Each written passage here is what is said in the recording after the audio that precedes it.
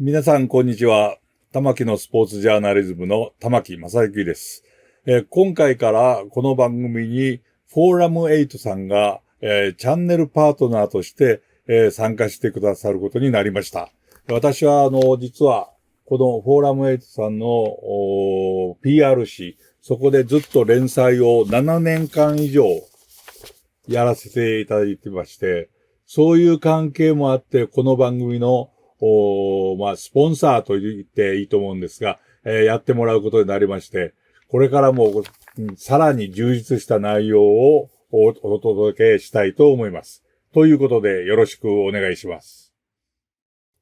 皆さんこんばんは。フォーラム8プレゼンツ、玉木のスポーツジャーナリズムの時間がやってまいりました。MC のスポーツライター小崎です。このチャンネルはスポーツ文化評論家玉木正幸が送る既存メディアとは異なる視点でスポーツの真の問題点を取り上げ考える番組です。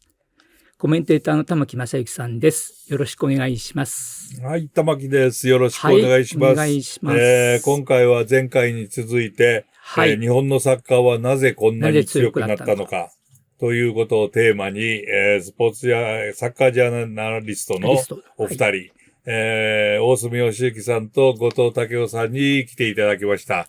はい、大隅さん、後藤さん、よろしくお願いします。よろしくお願いします。はい、よろしくお願いします。お願いします。今日のテーマは、先週にね、前回に、J リーグがどれほどの役割を果たしたかというので、大きな役割を果たしたということを喋っていただいたんですが、今回は、海外に出て行った選手たちが、これが、日本のサッカーの底上げにどれほど、なんて言いますか、効果を発揮しているのか、ということを聞きたいと思いますが、一番最初にね、三浦和さんが、ジェノバに行った時なんかは、本当にこう、海外に行って大丈夫なのかなという程度だったのが、今はもう日本代表選手ほとんどヨーロッパのチームに入ってるっていうことなんですが、大隅さん、はい。これはやっぱり個人のレベルアップということでよろしいんですかね、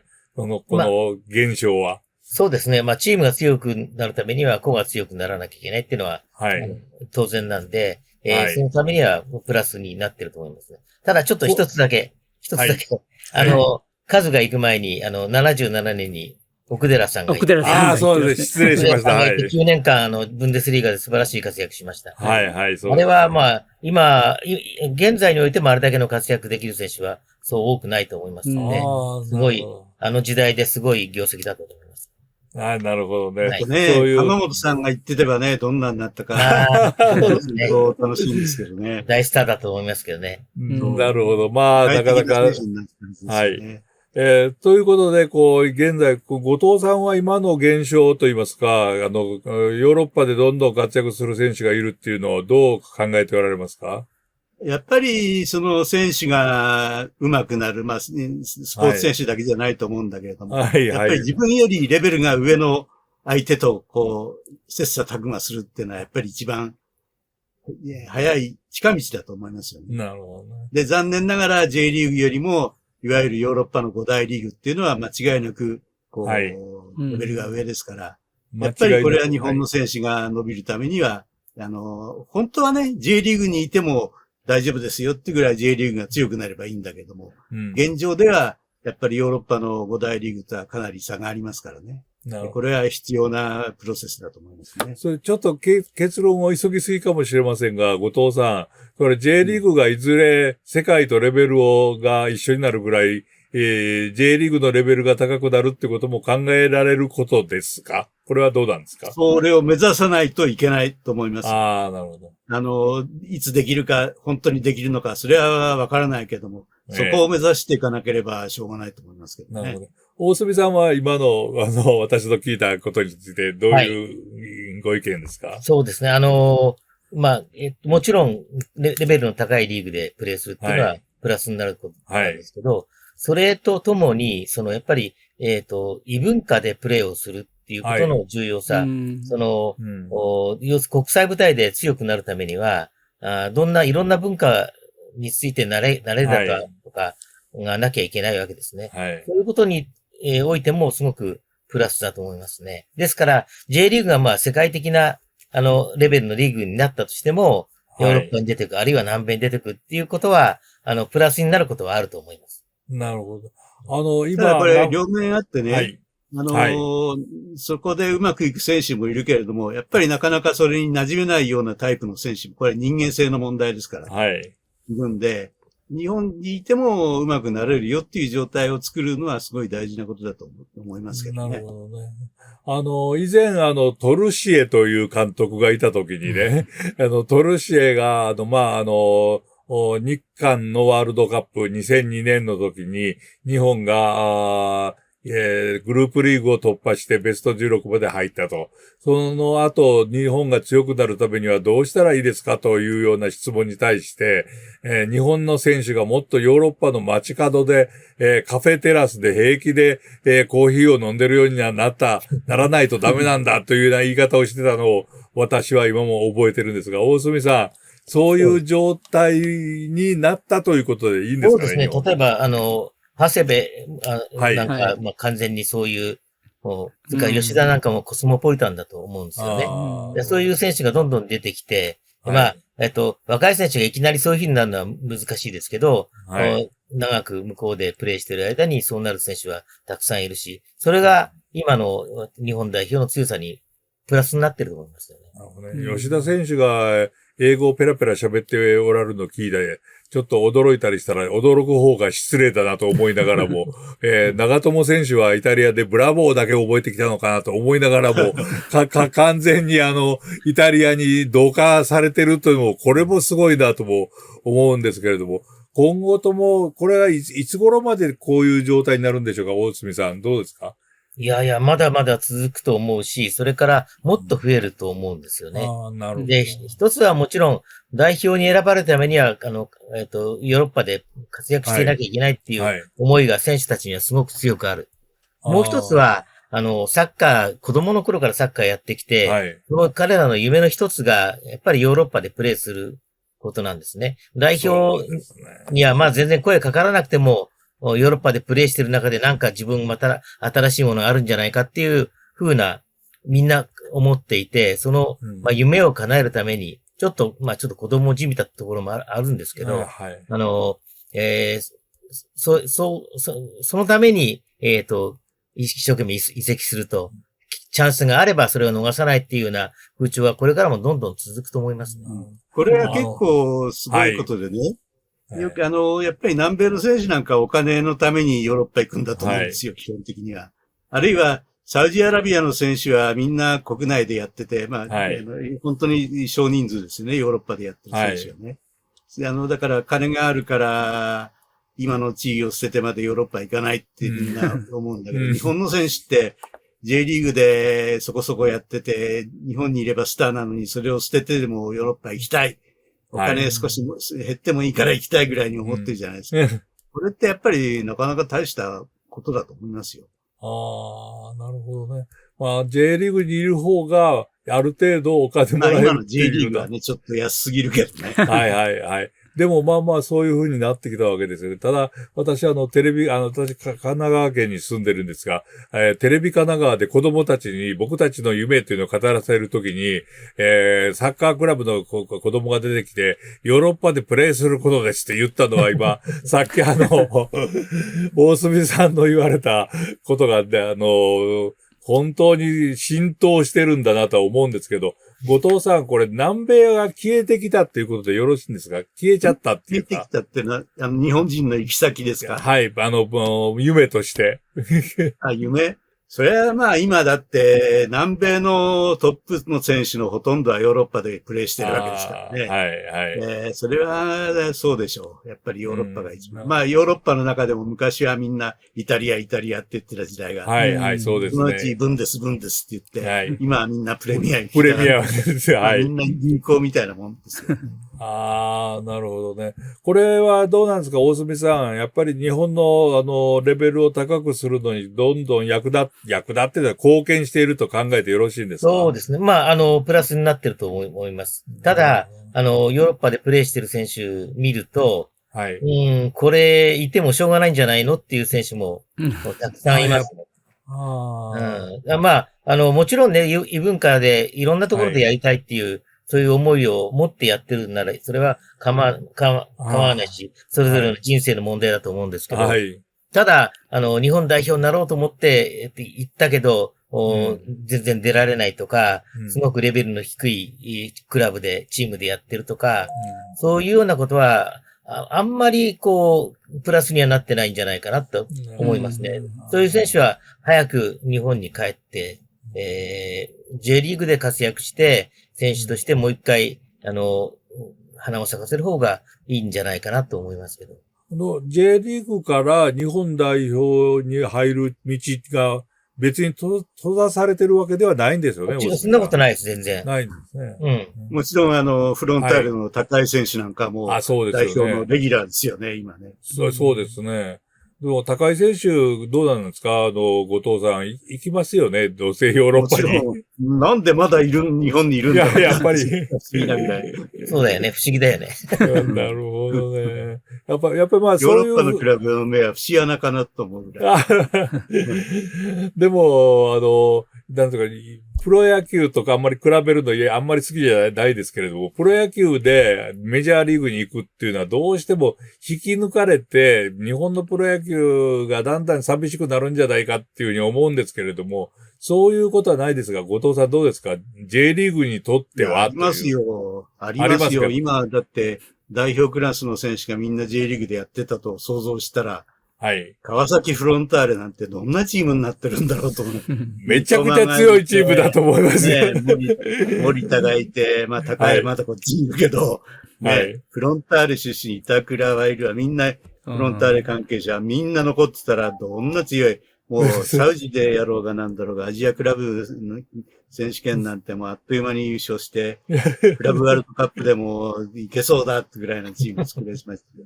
それはどうなんですかヨーロッパに行かなくっても、それぐらい J リーグででも強くなれるぞというご意見だというふうに考えていいんですかだから、ね、J リーグのどこのチームもそれぐらい強いとかね、あるいは本当のブラジル代表クラスの選手がどこのチームにゾロゾロいるとかね。そうなれば、ヨーロッパに行かなくても日本の選手伸びるけど、ただ、今 J リーグのクラブそんなお金がないですから、どうしても、南米の世界のトップクラスの選手はヨーロッパでやってますからね。ヨーロッパのリーグのレベルにはかなわない。そうすればやっぱり日本人の選手が伸びるためにはヨーロッパ行くのは必要なことですよ。なるほどね。残念ですけど。残念です。大隅さん、やっぱり残念は残念だけれども。いや、まあ、だけど、彼らが出ていくことによって、新しい若い選手が使われて、また伸びるっていうこともあるわけですよね。なるほど。で、さっきね、玉木さん、プロ野球の話言いましたけど、僕はプロ野球外から見ていると、野茂が行ってプロ野球は蘇ったなっていう感じがするし、大リーグで活躍選手がいるからこそ、今のプロ野球の盛り上がりがあるような気がしますね。今、本当に、どこのチームもたくさん人が入って、素晴らしい。史上最多ですもんね。羨ましいと思いますよね。はいはい。まあ、人が多いですけれどもね。まあ、そのあたり、スポーツライターの小林さんなんかと話していると、ちょっとご意見は違いまして。そうですか。客は入ってるけれども、そこから外に広がらないと。繰り返しの客ばっかりだということをね、結構言われてまして。そのあたりどうなんですかJ リーグも同じですよ。やっぱり J リーグもそういうところありますね。J リーグはもっとすごいですよ。そうですね。そうか。ファンの年齢層はずっと上がりっぱなしですもんね。そうなんですよ。もう。相当高年齢化してますよね。30年前にね、20代でサポーターだって始めた人が、50代でもみんな中心になってやってますから。それはそれなりにいいことという言い方ではない、難しいところですか。固定ファンになってます。それは素晴らしいいいことですよ。だけど、若い人が入ってこなきゃ。そうですね。やっぱり順繰りにならないといけないっていうことなんでしょうけれどもね。でもまあ、あれですね、ヨーロッパに行く選手っていうのが、いる一方で、下から若い選手が J リーグで活躍できるっていうのは今、大隅さん言われた通り、本当素晴らしいことだと思うんですけれども、将来像としてはどんな形になるのが一番いいんですか？例えば J リーグとその海外組という形では。例えば、日本代表選手は半分ぐらいが J リーグと半分が海外組だっていうのがいいのか、それとも別にそんなのはどっちでも構わないんだっていうのは、後藤さんいかがですか、それは。理想はもう J リーグのレベルがすごく高くて、J リーグ組が7割、30% ぐらい海外組がいるぐらいがいいかな。ブラジル代表も半分は J リーグ組だねってぐらいになるんですね。昔、J リーグができてすぐの頃はね、1994年のアメリカワールドカップのブラジル代表なんて J リーグの選手がゾロゾロいましたからね。いましたね。いました。それぐらいになるのが理想だけど、これはまあ時間かかる。日本代表がワールドカップ優勝するよりもさらに難しいかもしれないぐらい。そうですか。でもまあ時間がかかるとはいえ、そういう理想みたいな理想というか、いい形っていうのはやっぱり目指した方がいいんですかね。大隅さんどうですか？目指さなきゃいけない。目指さなきゃいけない。わかんないけど、そこを目指さなきゃいけない。J リーグ自体は本当にもっともっと、成長しなきゃいけないですよね。はい。その、まあ、資金面でも、それ組織の面でも、それから、獲得できる選手の面でも、もっともっと大きくならなきゃいけないし、成長しなきゃいけない。はい、はい。それは確かなんですけど、はい、だけど代表チームに何人いるのが、正解かなっていうのは、全くの、なんか、ナンセンスじゃないかと。なるほどね。要するに、その時の、ベストのチームと言っても、実力で1番から20番選ぶわけではなくて、チームを作るわけですから、はい、その時のチーム、監督の考え方でやったり、というわけですから、別にどっちのリーグに何人いようと僕は全然構わないと思ってます。ということは、今の状態っていうのは、まあ、かつて、それこそ、もう一度繰り返しますが、トルシエという人が、監督がですね、日本の選手もヨーロッパのカフェでいっぱいいる、平気でコーヒーを飲むようにならなきゃいけないって言われたのが、それはもうクリアしたということは言えるとような気もしますけれども、さて、この先、海外組と日本組、本当はどのようになったらいいかっていうのを最後に一言ずつよろしくお願いします。後藤さんにはさっきちょっと聞いたと思いますが、やっぱり海外組と日本組、バランスがうまくなるように J リーグが成長した方がいいというご意見ですか？そうですね。だから、どっちが何人っていうのは、それは大隅さん言うようにナンセンスだけども、はい、少なくともヨーロッパに行かなきゃ代表になれないとみんな選手が思ってる。もしかしたら監督もそう思ってる。これはいけないですね。ああ、なるほどね。日本にいたって十分、J リーグにいる選手だけで代表チーム作ったってワールドカップで戦えるぞ。でも、今回は彼と彼を呼ぶんだ。それぐらいのことになんなきゃね。なるほどね。それはだから、すごい将来の話ですよ。はい。だけど、いつかはそういう風になってほしいなと僕は思ってます。ということは、高井選手は日本にいてもフロンターレにいてもいいかなということで。大隅さんはいかがですか？いや、僕はね、もっともっと、なんて、行き来があった方がいいと思うんですよね。行き来がね。だから、まあ、3年ぐらいやったけど、ちょっとまあ、飛躍できないなっていう選手は、一度帰ってきて、J リーグにまたやって、それからまた新しいクラブで出てくっていう方法もあるんじゃないかと思う。ヨーロッパのね。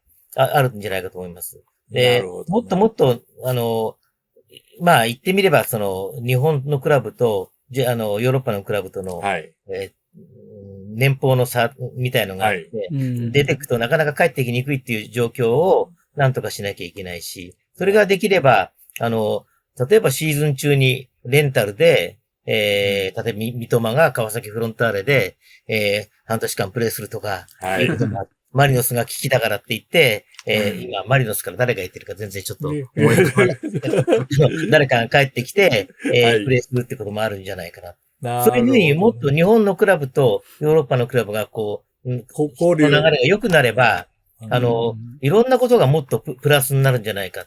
J リーグのファンも喜ぶし、選手ももっともっと生き生きとプレーできるんじゃないかなと思いますけど。なるほど。それは秋春制になることはどうなんですか？すごくプラスだと思います。そうですね。そうか。秋春制は、いつからだかな？来年からですかね。そうです。そうですね。いやいや、なるほど。面白いことを聞きました。日本の J リーグとヨーロッパのリーグがもっとこう、うまくこう、行き来が盛んになったら面白くなるんではないかっていう。ということで、今週は日本のサッカーはなぜこんなに強くなったのかということで、J リーグのことと、それと海外組のことを2回にわたってお聞きしましたけど、最後、さて、ワールドカップ優勝はいつかという話をお聞きしたいと思いますんで、後藤さん、大隅さん、もう一度よろしくお願いします。今日はどうもありがとうございました。ありがとうございました。ありがとうございました。皆さんご覧いただきありがとうございました。次回のは今週のテーマ、日本のサッカーはなぜ強くなったのかのエピソード3、日本のワールドカップ優勝は現実味を帯びてきたのかです。引き続き大隅さん、後藤さんとともにお送りします。それでは皆さん次のエピソードでお会いしましょう。さようなら。さようなら。